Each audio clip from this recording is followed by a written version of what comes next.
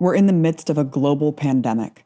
Billions of people around the world are worrying about how they're going to survive it physically and economically, while the U.S. empire sees it as a perfect opportunity to advance. This new reality exposes the great contradictions of the current world order. So-called enemies of the U.S., Cuba and China, are exporting hundreds of doctors and medical supplies, while the capitalist icon United States doles out death abroad and trails the world in caring for its own people. First claiming COVID-19 was being used as a Democratic Party hoax, now Trump boasts it'll be a great success if only 200,000 Americans die. Most Americans who don't know how they're going to pay rent can clearly see how the recent $2 trillion bailout prioritized corporations and billionaires, handing out billions of dollars for candy dynasties and cruise liners. But what's more hidden is how the U.S. empire is using the pandemic outside of its borders, too.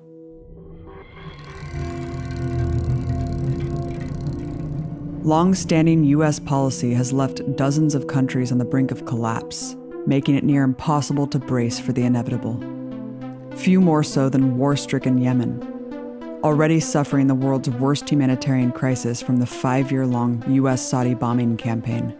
Since the assault began in 2015, there have been at least 120 attacks against medical facilities, crippling an already devastated medical infrastructure that couldn't deal with civilian casualties from war, let alone the outbreak of a deadly pandemic. But here, the U.S. has also escalated amidst the crisis.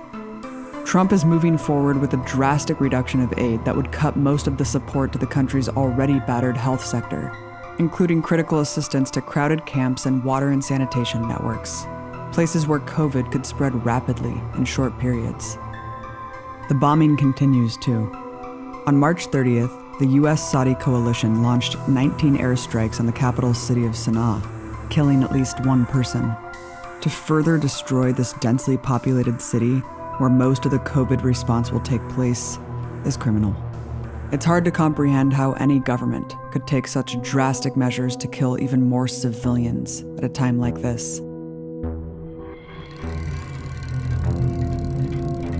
While world leaders are calling for an international ceasefire, that hasn't stopped the U.S. from dropping bombs.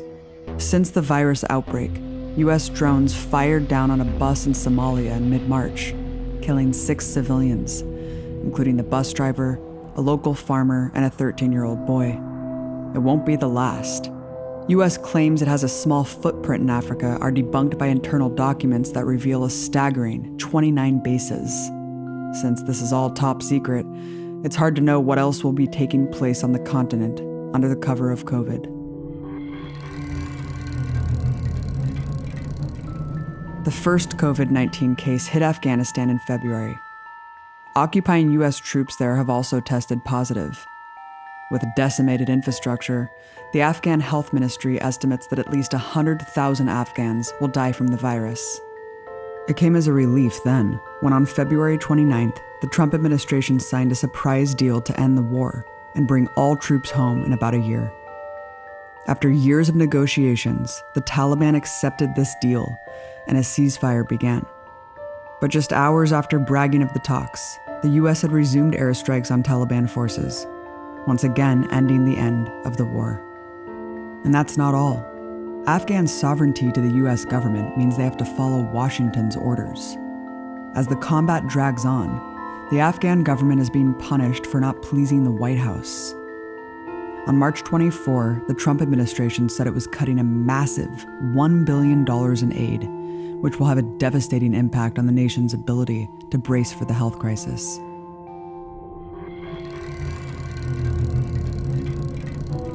In Iraq, the U.S. empire's other forever war, a new escalation is happening. On March 27, the New York Times published a secret Pentagon directive aimed at using the coronavirus to destroy so-called Iranian-backed militias. Killing Iranian-backed forces is just code for killing anti-US Iraqis. As the document states, some top officials have been pushing for aggressive new action against Iran and see an opportunity to destroy Iranian-backed militia groups in Iraq, as leaders in Iran are distracted by the pandemic crisis in their country. The directive detailed a list of targets in Iraq to bomb, leaders to assassinate, and shockingly, included Iranian ships to attack. Even the top US commander in Iraq admitted it risks a full-blown war with Iran. While it's unclear if this is moving forward in its entirety, the plans have been drafted and have already been implemented to some degree. On March 13, the US bombed a wide variety of Iraqi targets. On March 14, it's believed that another Iranian general was killed in a US airstrike. The very act of reckless belligerence that put us on the precipice of war mere months ago. Additionally, while masses of Iraqis are protesting the occupation and the pending health crisis, the US decided now is a good time to send even more soldiers, deploying additional Patriot missile systems with hundreds of US troops to operate them.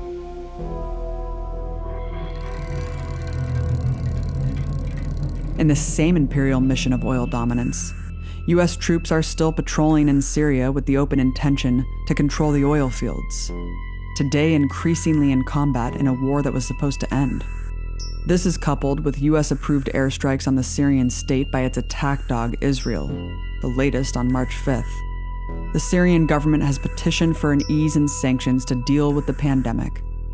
But on March 17, the US responded saying they would tighten them instead. While the Iraqi and Syrian people bear the brunt of the empire's military destruction, justified by countering Iranian influence, the Iranian people are suffering casualties from a different kind of war.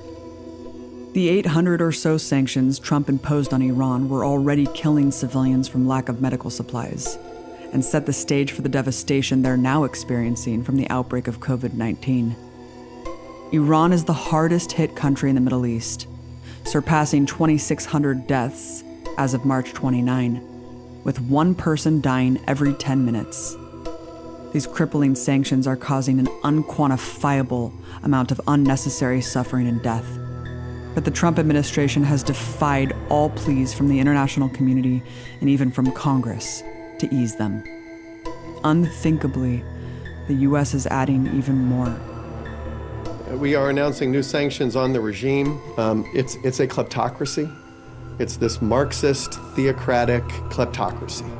On March 26, the US imposed new sanctions that punish politicians who support removing US troops from Iraq, restrict the sale of Iranian oil, and even attack a charity that maintains holy sites. This scenario is exactly what sanctions are for. It's a dream come true for the imperialists. See? This is what you get when you don't play by our rules. They can blame the government for ineptitude, building a case for regime change on top of a growing pile of bodies. As Pompeo declared, the Wuhan virus is a killer, and the Iranian regime is an accomplice. Murderous sanctions are not the only act of aggression by the US empire in Iran. On March 13, 2 additional aircraft carriers were sent to patrol the Arabian Sea, the first time this has happened since 2012. The new naval mobilization expressly threatens military strikes on Iran. And on March 23rd, the US and United Arab Emirates publicized a full-scale mock invasion of Iran, actually constructing a fictional Iranian city for troops to conquer and destroy. The message of these operations is quite clear. While your nation is suffering and dying, we are taking another step towards war.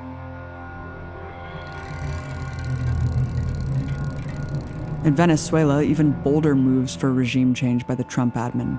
The democratically elected Maduro government has arguably taken the most pro-working class approach to the pandemic, with a 6-month rent freeze and outlawing layoffs. But in the face of US sanctions, they are still in crisis. Before the pandemic, US sanctions on food and medicine had directly killed over 40,000 Venezuelans, according to the Center for Economic and Policy Research. So on March 13, right after Venezuela got its first confirmed case of the coronavirus, the US imposed even more. These sanctions target the country's oil exports, the source of almost all of its income. In desperate need of help, Venezuela went to the IMF on March 18 for an emergency loan to prepare for what was on the horizon. The US made sure it was blocked, and the loan was denied. But maximizing physical and economic death in the nation wasn't enough for the US empire. So on March 26, Washington took their biggest move for regime change since the failed U.S. coup attempt in January 2019. In essence, they placed a kidnapping bounty on the head of Maduro, offering $15 million for his arrest, with $10 million bounties on other top officials. This provides even more incentive for U.S.-funded opposition forces to fulfill the dream of a coup from within.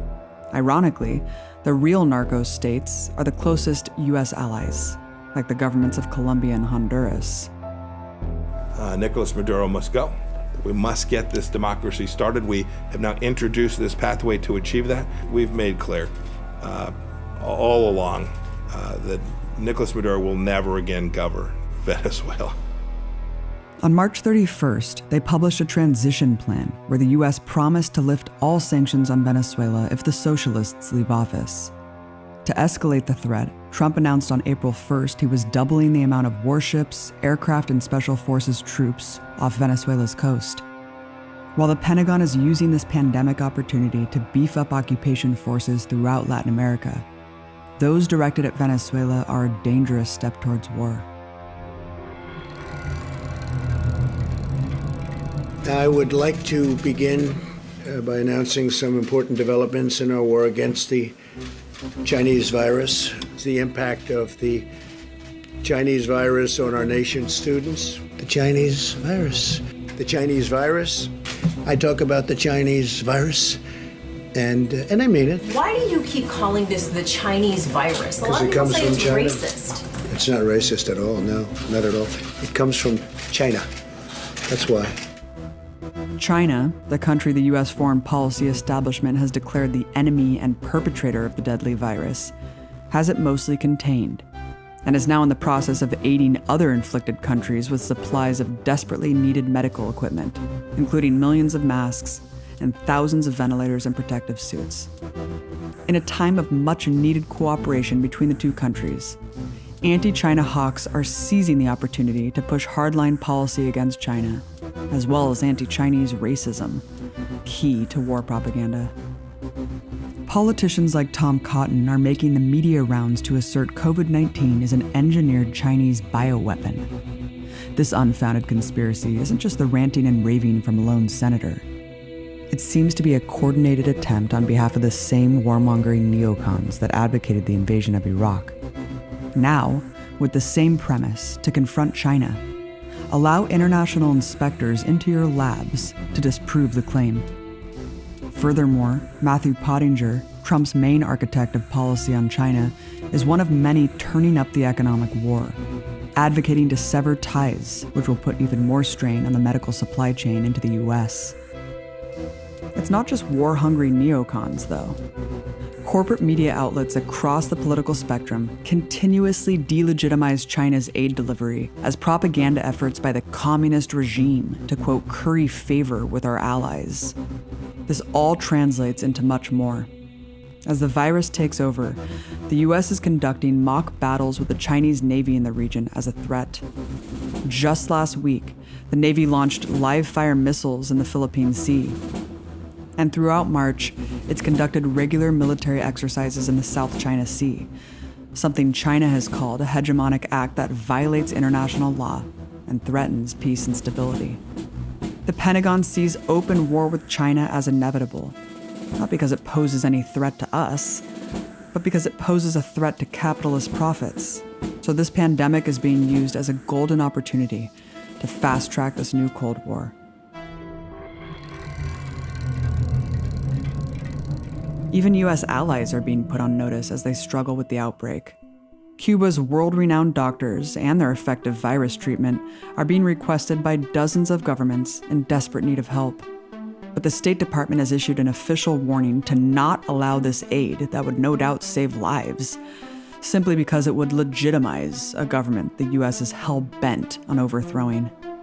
Taking advantage of the pandemic to further demonize Cuba and claim all their international solidarity as just a front for communist dictatorship is unconscionable regime change propaganda with deadly consequences. So far, at least 53 countries have joined the call for an international ceasefire so the world can band together to fight a common enemy, COVID-19.